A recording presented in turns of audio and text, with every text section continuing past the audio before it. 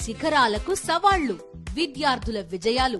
పూర్తి వివరాలకు చదవండి రేపటి సాక్షి దినపత్రిక. తెలంగాణలో రుణమాఫీ రగడ కొనసాగుతోంది. అర్హులైన రైతులందరికీ రుణమాఫీ చేయాలని బీఆర్ఎస్ తో పాటు రైతు సంఘాలు చలో ప్రజాభవన్ కు పిలుపునిచ్చాయి. దీంతో ప్రజాభవన్ వద్ద భద్రత పెంచిన పోలీసులు అన్ని జిల్లాల్లో బీఆర్ఎస్ నాయకులతో పాటు రైతులను అరెస్ట్ చేశారు.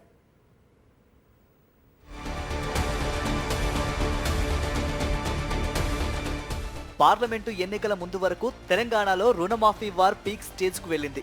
సవాళ్లు మొదలు రాజీనామాల వరకు ఎన్నో ఘట్టాలు కనిపించాయి.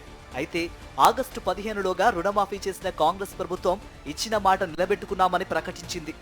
అయితే రాష్ట్రంలో 42 లక్షల మందికి రుణమాఫీ చేస్తామని చెప్పిన ప్రభుత్వం ఇప్పటి వరకు 23 లక్షల మందికి 18,000 కోట్ల రూపాయలు జమ చేసింది.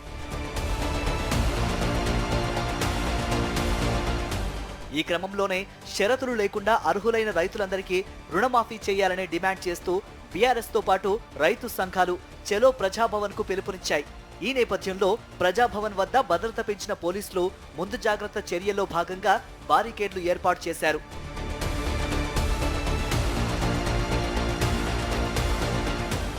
మరోవైపు మండలాలు, జిల్లాల వారీగా రైతులంతా ప్రజాభవన్ ముట్టడికి బయలుదేరారు.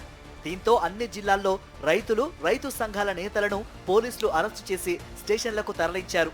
బీఆర్ఎస్ నేతలను హౌస్ అరెస్టు చేశారు. ఎవరూ హైదరాబాద్ కు రాకుండా ఎక్కడికక్కడ కట్టడి చేశారు. శాంతియుతంగా నిరసన తెలిపేందుకు వెళ్తున్న తమను అరెస్టు చేయడాన్ని రైతులు తప్పుపడుతున్నారు. ఇప్పటి వరకు తెలంగాణ గవర్నమెంట్ గ్రామాల వారీగా లెక్క చూస్తే 30% కూడా రుణమాఫీ ఇచ్చిన పాపాన పోలేదు. ఇంకా గ్రామాలలో చిన్న చిన్న రైతులు 20,000, 30,000, 50,000 ఉన్నటువంటి రైతులకు కూడా ఇప్పటి వరకు మాఫీ కాలేదు. మేము డిమాండ్ చేస్తూ ఉన్నాం రైతుల తరఫున ఎప్పుడు ఏకకాలంలో వెంటనే తక్షణమే రుణమాఫీ అమలు చేయకుంటే తెలంగాణ రాష్ట్ర వ్యాప్తంగా కూడా రైతుల తరఫున కొట్లాడి మన ప్రగతి భవన్ని కూడా ముట్టడిస్తామని కూడా హెచ్చరిస్తూ ఉన్నాం. ప్రజాభవన్ ముట్టడిని అడ్డుకున్న నేపథ్యంలో పలు జిల్లాల్లో రైతులు తహసీల్దార్ కార్యాలయాల ఎదుట ఆందోళన చేపట్టారు. ఎన్నికల ముందు రుణమాఫీపై హామీ ఇచ్చిన రేవంత్ రెడ్డి ఇప్పుడు మాట తప్పుతున్నారని ఆగ్రహం వ్యక్తం చేశారు. రైతులకు ఏకకాలంలో 2 లక్షల రుణమాఫీ అమలు చేయాలని డిమాండ్ చేశారు.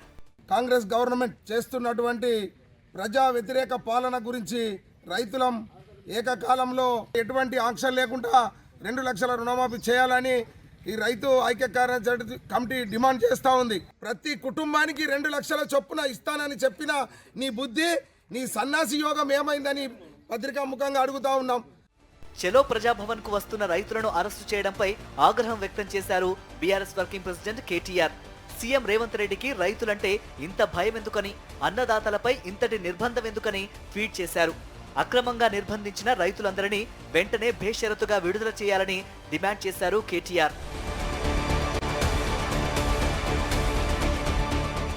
తెలంగాణ కేబినెట్ భేటీ జరగనున్న నేపథ్యంలో రుణమాఫీపై బీఆర్ఎస్ రైతులు చేస్తున్న డిమాండ్ చర్చనీయాంశంగా మారింది.